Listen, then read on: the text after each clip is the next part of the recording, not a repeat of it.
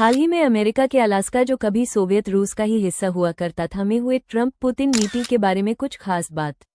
America ने Alaska को 30 मार्च 1867 को रूस से $72 लाख लगभग 2 सेंट प्रति एकड़ में खरीदा। इस सौदे को अलास्का खरीद या सीवर्ड्स फॉली कहा गया, क्योंकि इसे तत्कालीन विदेश मंत्री विलियम सीवर्ड ने अंतिम रूप दिया। रूस वित्तीय संकट और सामरिक रुचि की कमी के कारण इस क्षेत्र को बेचने को तैयार हुआ।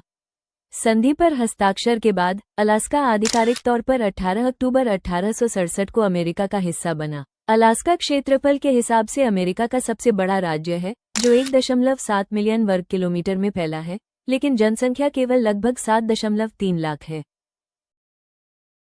अलास्का तेल, प्राकृतिक गैस, मछली और खनिजों जैसे सोने और तांबे का प्रमुख स्रोत है।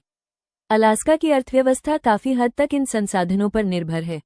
अलास्का में डेनाली, उत्तरी अमेरिका की सबसे ऊंची चोटी, ग्लेशियर, जंगल और आर्कटिक टुंड्रा जैसे विविध भूदृश्य हैं।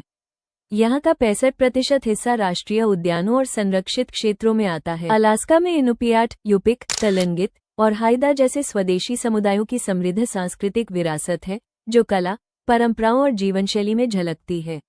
अलास्का की जलवायु विविध है, जिसमें आर्कटिक क्षेत्रों में अत्यधिक ठंड -50 डिग्री सेल्सियस तक और दक्षिणी तटीय क्षेत्रों में हल्की सर्दियां शामिल हैं।